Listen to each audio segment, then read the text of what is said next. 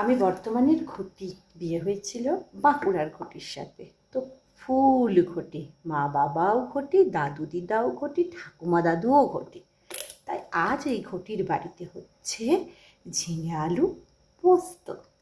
অবশ্যই সর্ষের তেল চাই। এটা কিন্তু ইন্ডিয়া থেকে আনানো সর্ষের তেল, ফরচুন। এখানকার ইন্ডিয়ান গ্রসারি স্টোর থেকে আমরা কালেক্ট করি। কাচ্চি ঘানি। বেশ, তো গরম কড়াইয়ে তেল দিলাম পরিমাণ মতো। তেলটা গরম হোক, তারপরে কেটে রাখা, ধুয়ে রাখা আলু ঝিঙে দেওয়া হবে। তেল গরম হয়ে গেছে, যেটা বলেছিলাম, কেটে ধুয়ে রাখা আলু আর ঝিঙে। পেঁয়াজ দিলেও হয়, না দিলেও হয়। আমি আর দিচ্ছি না, নিরামিষই বানাই। অল্পক্ষণ ভাজবো। আমি এখন নুন দেবো না, ঝিঙে থেকে জল বেরিয়ে যায় তো। ভাজা হোক, গ্যাসটা বাড়িয়ে রাখবো।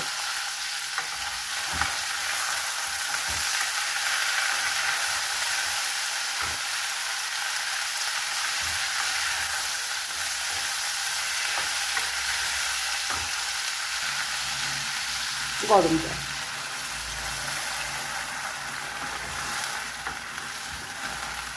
এবার একটু নুন দিয়ে দেবো।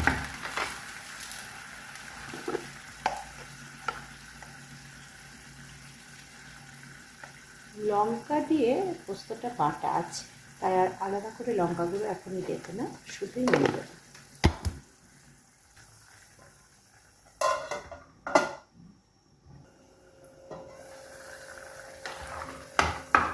যতক্ষণ না সেদ্ধ হচ্ছে আলুটা, ততক্ষণ আমি পোস্তটা মেশাবো না। কারণ বাটা পোস্তটা দিয়ে আমি খুব বেশিক্ষণ ভাজবো না, একটু কাঁচা কাঁচা ঝোল ঝোল আমাদের পোস্ত হয় আর কি, সেরকমই রাখবো। সারাদিন আমাকে সেদ্ধ হবে, হোক আরও 5 মিনিট।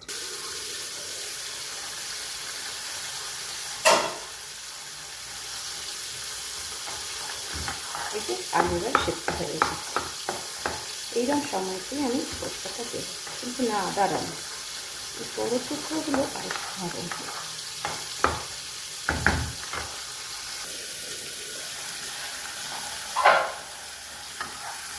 এবারে সব রেডি।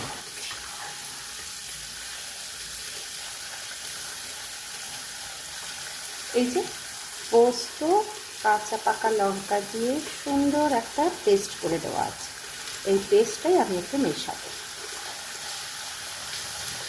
আঁচটা কমিয়ে দেবো, মনে রাখবেন কিন্তু আঁচটা কমিয়ে দেবেন, নাহলে কেটে যেতে পারে। আবার